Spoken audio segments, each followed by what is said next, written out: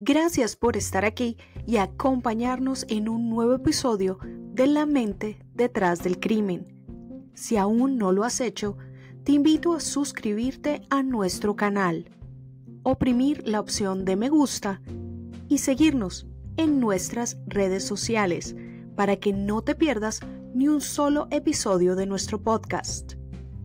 Este contenido incluye descripciones que pueden resultar perturbadoras para algunos. La mente detrás del crimen no es apto para menores de edad. Se recomienda discreción.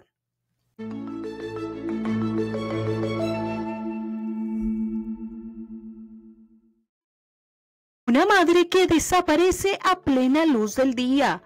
Un matrimonio fracturado por la desconfianza y la infidelidad.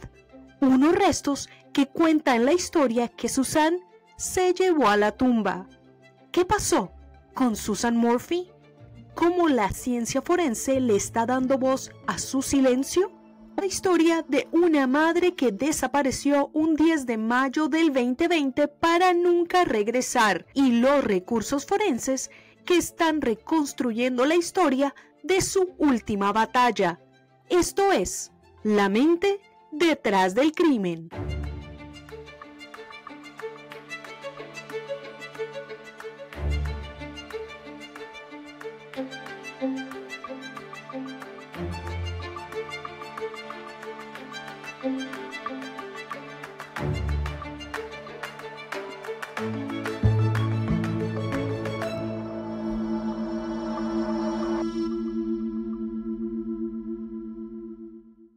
Bienvenidos, soy Natalia Villaveses Vivas.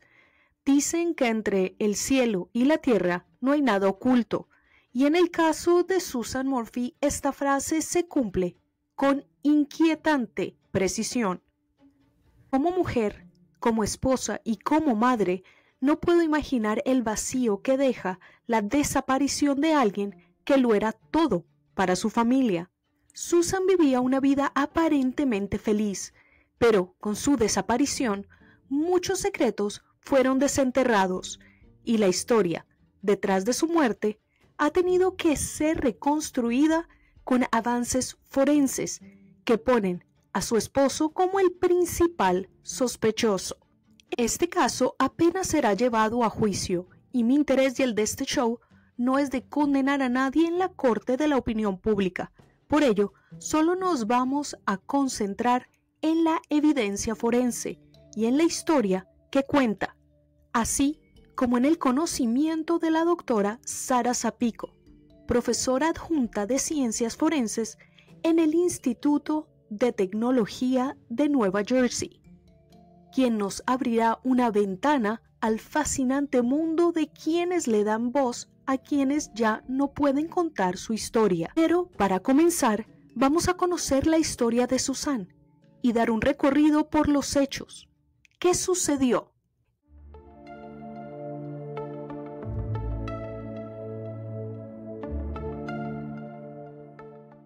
El día de la madre, 10 de mayo del 2020, Susan Murphy, de 49 años, madre de 2 hijas y residente de Colorado, desaparece sin dejar rastro. Sus hijas, quienes se encontraban acampando, intentaron comunicarse con ella para desearle un feliz Día de las Madres, pero Susan nunca contestó el llamado. Al ver que su madre no contestaba, las hijas se comunicaron con su padre, Barry Murphy, quien aseguraba haber salido de la casa tras despedirse de Susan para realizar un trabajo a unas horas de distancia de su hogar. Barry llamó a un vecino y le pidió que fuera a la casa a ver si podía localizar a Susan.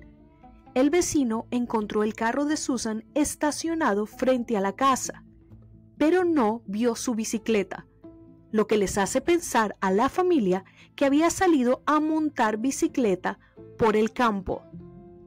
Horas más tarde, Barry Murphy reporta su desaparición. Poco después, la bicicleta de Susan aparece, abandonada a un costado de un sendero, sin señales claras de accidente o forcejeo. No hay sangre No hay testigos, no hay rastro. En los días siguientes, cientos de voluntarios, perros rescatistas y drones registran la zona. La familia ofrece una recompensa de $200,000.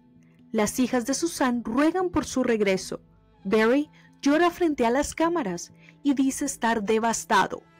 En el recorrido inicial por la residencia, la policía encuentra un spy pen, un bolígrafo espía usado para grabar conversaciones.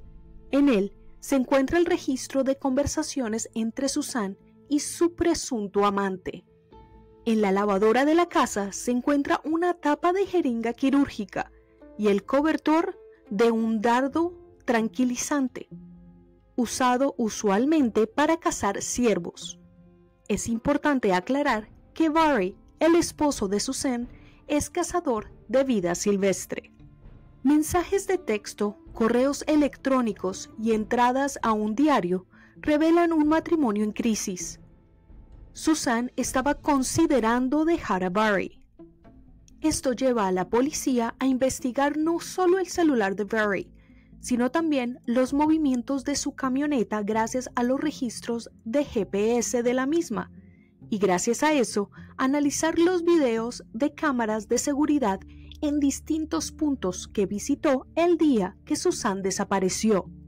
En esos videos se ve a Barry en varios lugares diferentes tirando basura, algo que él explica diciendo que como jardinero tira basura de su trabajo en varios sitios para no pagar un servicio especializado.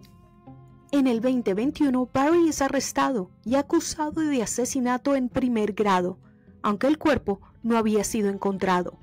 La fiscalía asegura tener evidencia circunstancial contundente, movimientos sospechosos en el GPS, cambios de ropa, mensajes borrados y una versión de los hechos que no coincide con los registros digitales. Sin embargo, en el 2022, el caso es desestimado, sin prejuicio, lo que significa que puede reabrirse si aparece nueva evidencia. En septiembre del 2023, los restos de Susan fueron encontrados en una fosa poco profunda en Saguache County, a unos 65 kilómetros de la casa donde vivía. El informe forense determinó que su muerte fue un homicidio y que en sus huesos se detectó una mezcla de sedantes, conocida como BAM, un potente tranquilizante para vida silvestre, en su mayoría utilizado para cazar ciervos. Barry es arrestado en Cave Creek, Arizona, y trasladado a Colorado para enfrentar un nuevo juicio con esta nueva evidencia. Él sigue sosteniendo que es inocente y sus hijas apoyan a su padre, asegurando que él no tuvo nada que ver en la muerte de su madre, algo que deberá probar ante la ley. Pero, ¿cómo la ciencia forense puede determinar no solo a quién pertenecen los restos humanos encontrados, sino cuál es el proceso para identificar sustancias presentes antes de la muerte y las causas de la misma?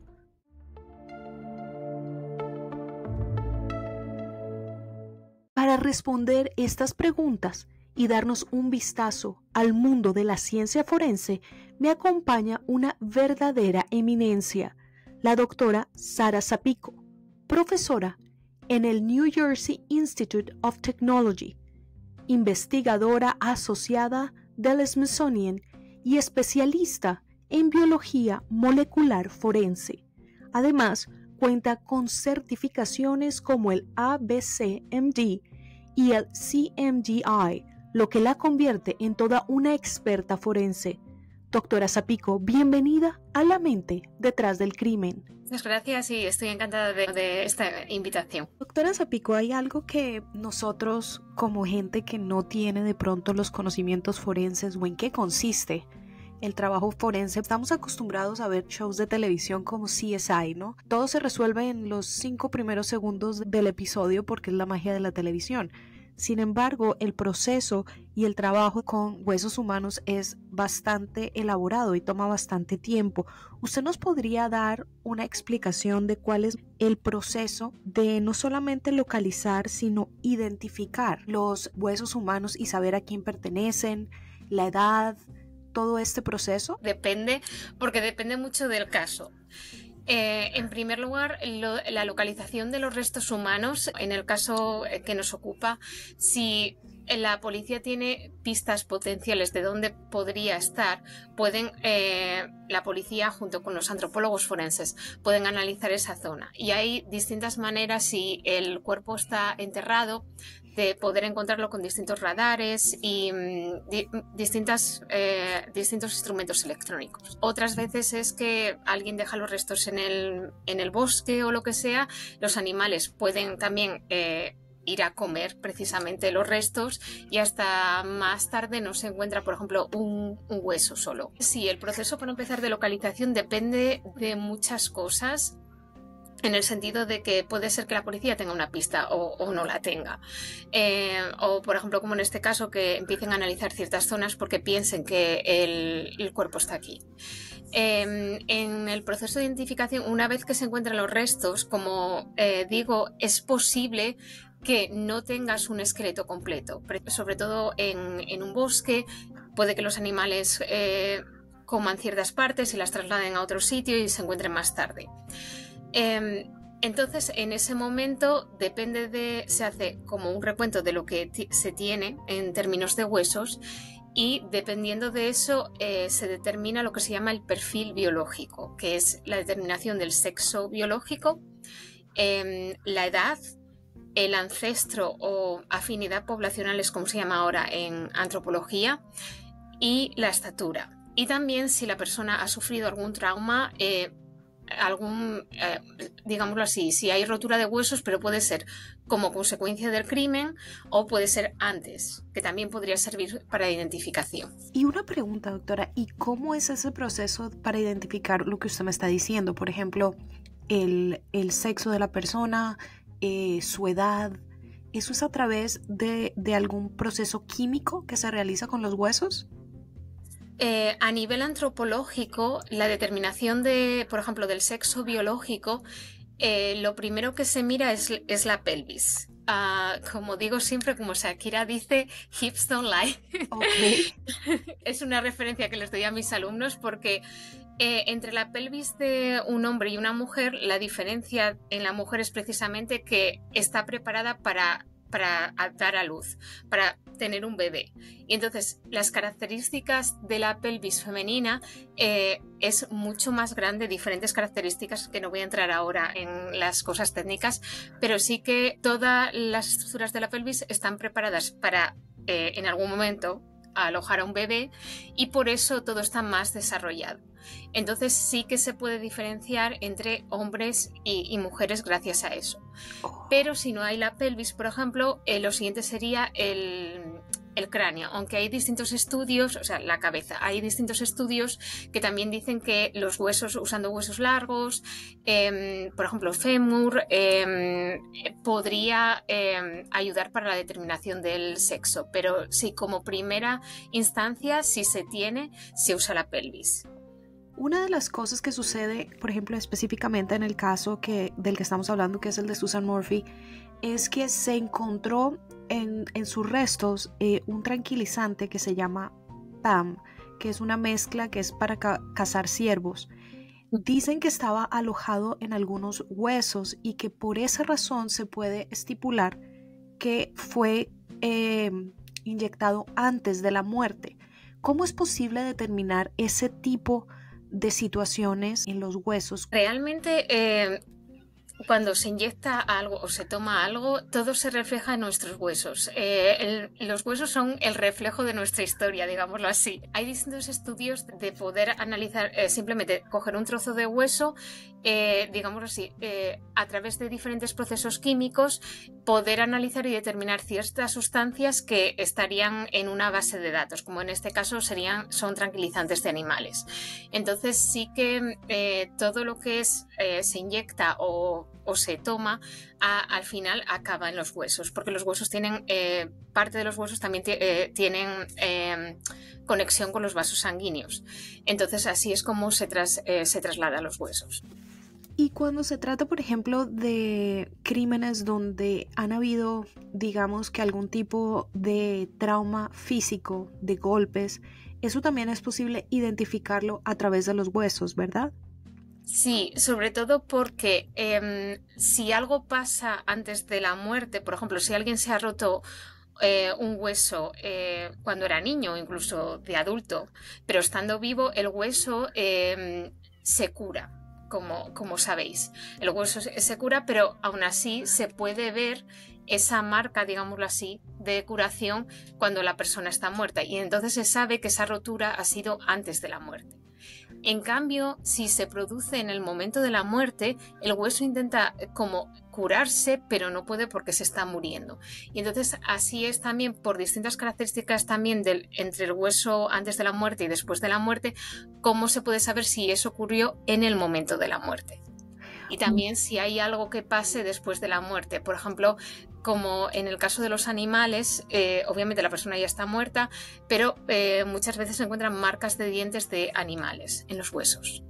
En el caso de la doctora Zapico, siendo profesora y teniendo la oportunidad de darle a sus alumnos toda esta información, ¿cuál es, digamos, que esa primera reacción que tienen los alumnos cuando llegan por primera vez a una clase con usted a ver esta realidad y a entender todo esto? ¿Cuáles son las primeras cosas que le dicen? ¿Cuáles son sus primeras reacciones? Lo que le llama más la atención a los alumnos son precisamente los casos forenses, y sobre todo los casos forenses que son como más mediáticos o menos comunes. Lo que sí que ven es la diferencia entre lo que se ve en la televisión y lo que es la realidad a nivel forense. Porque una de las cosas que tenemos aquí, por ejemplo, es muchas prácticas, y pueden ver que, por ejemplo, como tú bien dijiste, un caso no se resuelve en 5 minutos o una prueba no se hace en 45 minutos.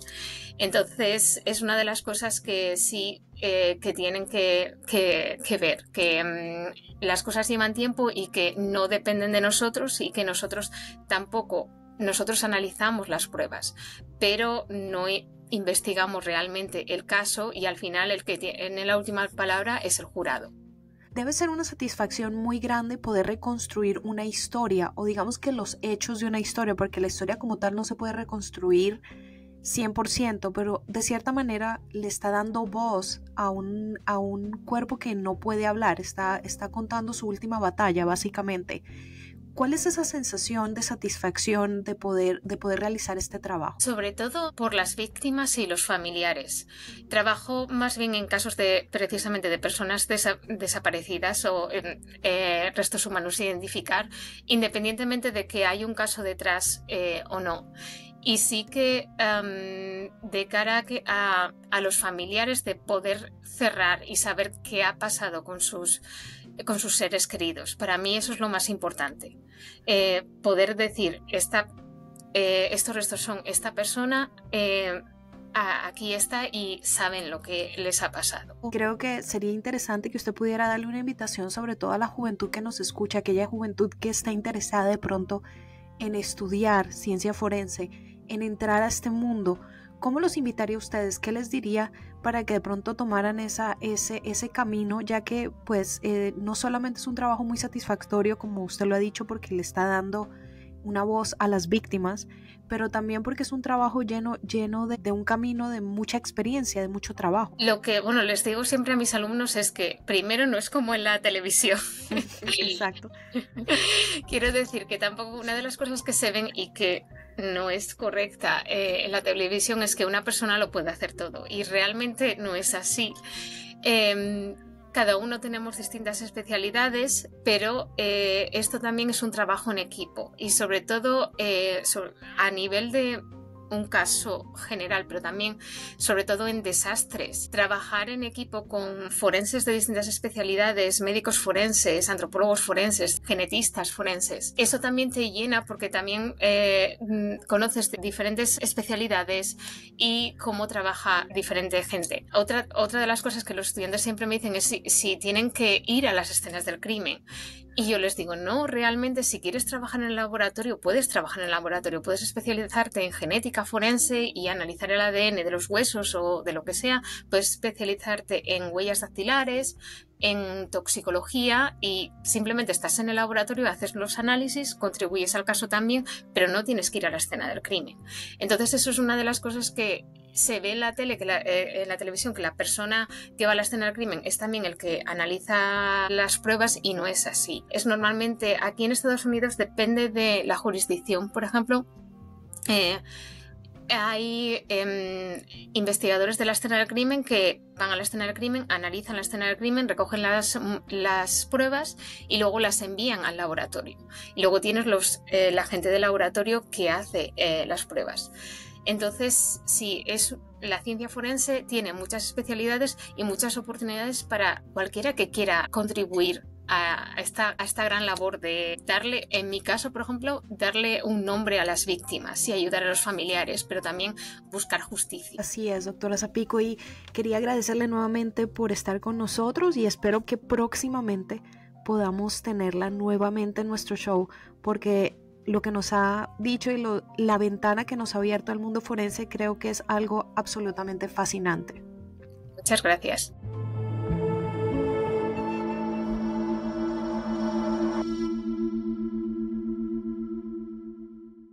Susan Murphy era una madre, una hermana, una mujer que sonreía incluso en medio del dolor. No desapareció, no se perdió, fue silenciada. Y gracias a la ciencia forense, su historia ha sido reconstruida y la justicia se encargará de condenar al culpable o culpables. Y como ella, muchos hombres y mujeres que no pueden contar su historia cuentan con el trabajo de personas como la doctora Zapico, quien a través de la ciencia no solo está buscando justicia para las víctimas, sino que está educando a nuevas generaciones en la ciencia. Este podcast ha sido escrito, narrado y producido por mí, Natalia Villaveses Vivas, y con la participación de la doctora Sara Zapico y la colaboración del New Jersey Institute of Technology.